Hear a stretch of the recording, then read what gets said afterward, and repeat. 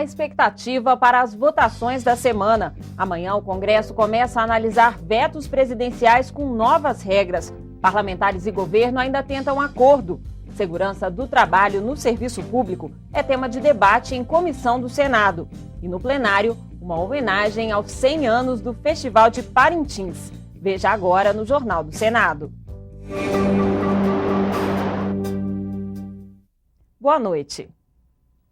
Os parlamentares decidem amanhã se aceitam ou não 128 vetos presidenciais a projetos aprovados pelo Congresso. Um dos mais polêmicos é o veto da presidente Dilma ao fim da multa adicional de 10% do FGTS nas demissões sem justa causa. Nesta terça-feira, o Congresso faz a primeira sessão conjunta para analisar vetos presidenciais, depois do acordo que definiu um novo rito para a apreciação dos vetos. De acordo com as novas regras, os vetos publicados a partir de 1º de julho deste ano deverão ser votados em 30 dias. Se o prazo não for respeitado, a pauta do Congresso ficará trancada. Em entrevista ao Senado em Dia desta segunda-feira, o consultor do Senado, Arlindo Fernandes, explicou que uma mudança importante no rito de apreciação de vetos é que a convocação das sessões será automática e não dependerá mais apenas da vontade da mesa diretora.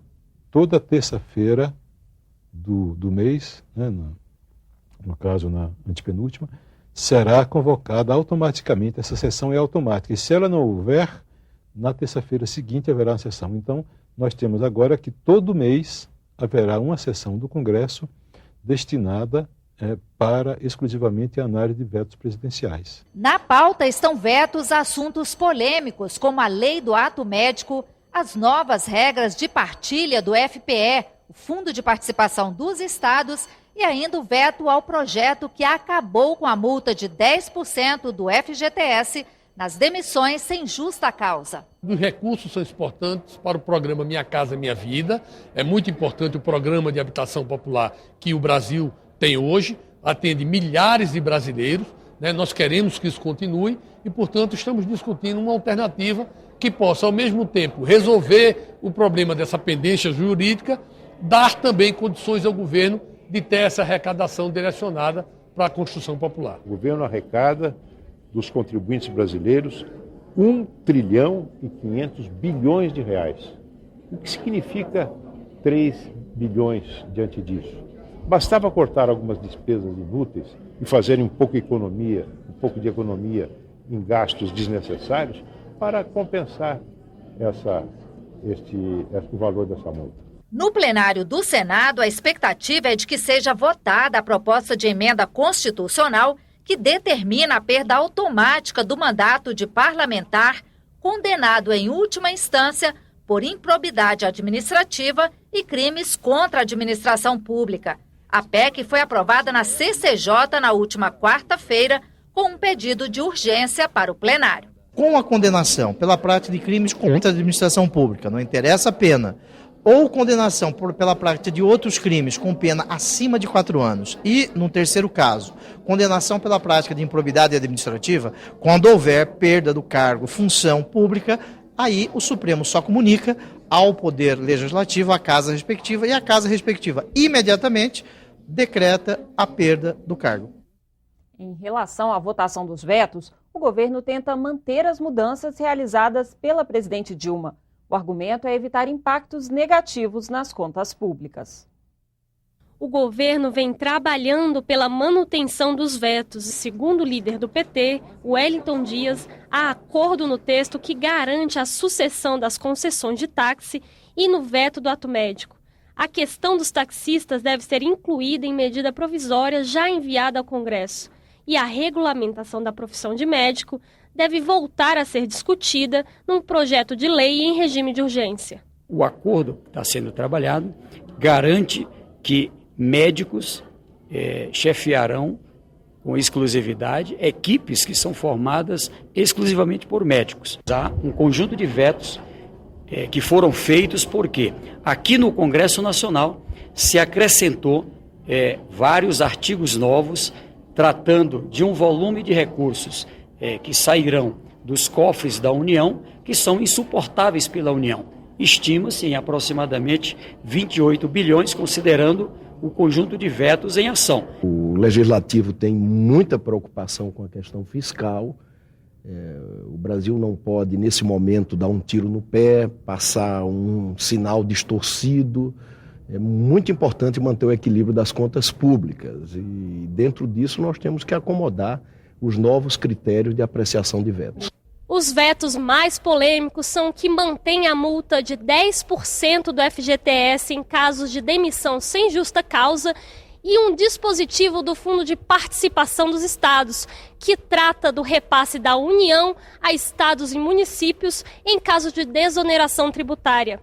O governo trabalha para manter os vetos, mas já avisou que vai recorrer ao Supremo caso eles sejam derrubados. Caso se tenha alguma situação de algum veto que ameace a estabilidade, a presidenta não terá nenhum receio, e já afirmou isso no Colégio de Líderes, que para a defesa da estabilidade, para a defesa das condições de equilíbrio do poder público, de recorrer ao Judiciário.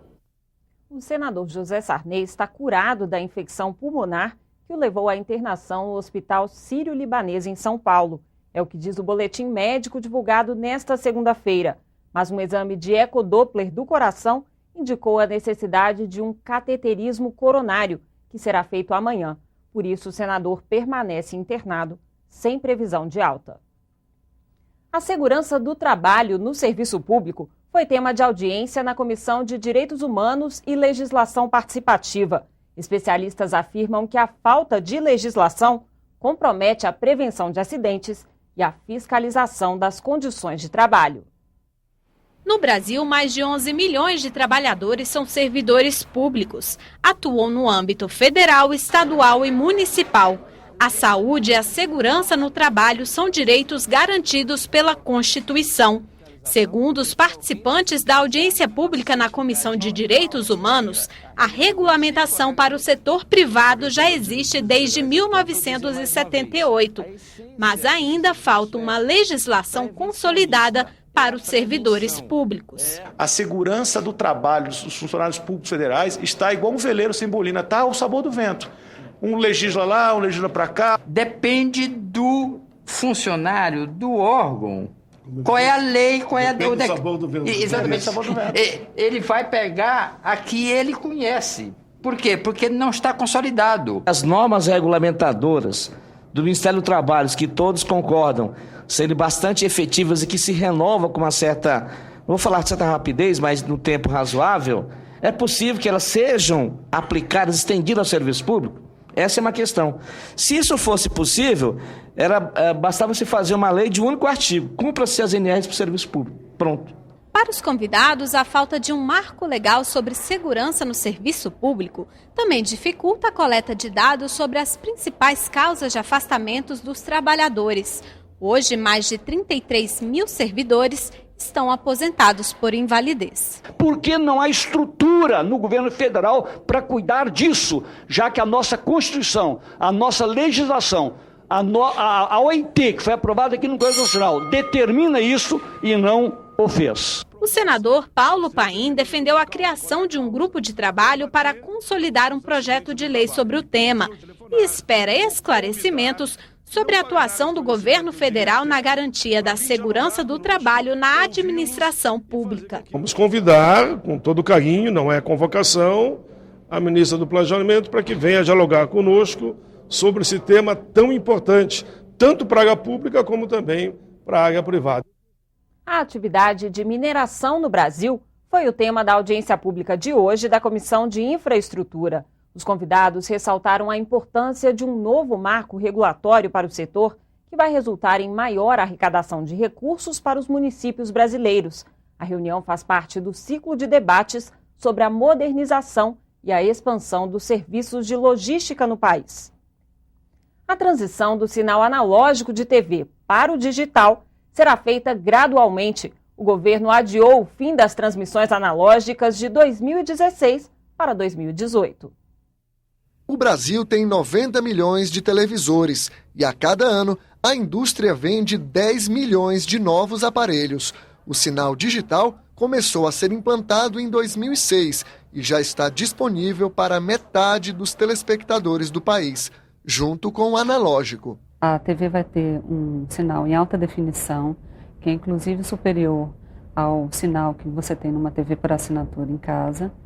E o segundo ganho que o usuário tem é principalmente em termos da possibilidade de interagir, ou seja, a empresa vai poder, a rede de televisão vai poder disponibilizar na tela do seu computador um serviço, uma notícia, uma informação. A intenção do governo era desligar o sinal analógico de uma vez só em 2016, mas um decreto da presidente Dilma Rousseff mudou o calendário. O Ministério das Comunicações começa a cortar a transmissão nas regiões metropolitanas e em grandes cidades já em 2015. No resto do país, o sinal digital será completamente implantado até 2018. Vamos botar só na burocracia que em 2016 nós estaríamos desligando a TV analógica, nós poderíamos correr o risco, inclusive, de deixar algumas pessoas literalmente no escuro, meter a mão no interruptor e deixar muita gente sem ter acesso à TV. Então optou-se por dar mais um prazo de 24 meses. Os brasileiros devem se preparar para receber a transmissão digital. Desde 2011, todos os aparelhos de tela plana produzidos no país já têm o receptor embutido. As TVs mais antigas vão precisar de um conversor externo. O governo vai oferecer um subsídio para a população carente para que ela possa ter um equipamento em casa apto a receber o sinal da TV digital. Entre 2016 e 2018, a gente vai ter um cronograma que ele é escalonado, para que em 2016 a gente desligue uma parte da cidade, em 2017 outra, e em 2018 outra. Com isso também, as empresas de televisão vão ter tempo de se readaptar para poder fazer esse investimento escalonado. O Brasil tem 11 mil emissoras e retransmissoras de TV. O BNDES abriu uma linha de crédito de 1 bilhão e 500 milhões de reais para elas trocarem os equipamentos analógicos pelos digitais. Mas as empresas reclamam da lentidão do governo para conceder novos canais. Nós temos encontrado uma dificuldade porque o Ministério das Comunicações e a Anatel não têm disponibilizado os canais para o pareamento, porque as emissoras iriam ficar, elas têm que ficar durante um tempo transmitindo o sinal analógico concomitantemente com o sinal digital, de forma até que a população possa ir percebendo essa melhora e fazendo essa migração aos poucos. E nós temos sentido dificuldade porque nós não temos tido acesso a esses canais, principalmente em cidades de menor porte, e as emissoras não conseguem implementar o sinal TV digital. Todos concordam. O sinal digital oferece mais qualidade de som e imagem. Mas e o conteúdo? Para o jornalista e sociólogo Laurindo Lalo Leal, o novo modelo não muda a qualidade da programação. O resultado agora é que nós vamos ter uma tecnologia nova, mais avançada do mundo em termos de televisão, com um conteúdo que é praticamente o mesmo, aquele que vem numa história aí de 50 anos, sem grandes novidades, né, sem grandes alterações. O Brasil perdeu a grande oportunidade que a tecnologia ofereceu para democratizar a televisão. Infelizmente, perdemos essa batalha. A TV Senado já tem canais digitais em 10 cidades. Outros 21 estão em fase de implantação. Em Brasília, já é possível exibir simultaneamente 2 programações diferentes, como a sessão do plenário e a reunião de uma comissão, por exemplo. A expansão do sistema para todas as capitais brasileiras já foi autorizada pelo Ministério das Comunicações e deve ser concluída até 2016. O plenário do Senado recebeu hoje os símbolos da festa de Parintins, no Amazonas, que está completando 100 anos. Os bois bumbás Garantido e Caprichoso foram temas de uma sessão especial. O requerimento para a homenagem foi assinado pelos 3 senadores da bancada do Amazonas. Os integrantes dos 2 bois bumbás participaram da homenagem que começou com o hino nacional interpretado pelo cantor Davi Assayag, do grupo Caprichoso. Durante a sessão, houve um desafio de improviso de toadas entre as 2 agremiações que embalou os 2 bois. Anunciei boi na cidade, a minha fama, boi contrário, você sabe. Você tem inveja das nossas toadas. Esse é o boi garantido que topa qualquer parada. E o contrário aqui, ó. Esse é meu boi caprichoso, de inveja vai te matar. O boi bumbá é uma dança do folclore brasileiro que gira em torno de uma lenda sobre a morte e ressurreição de um boi.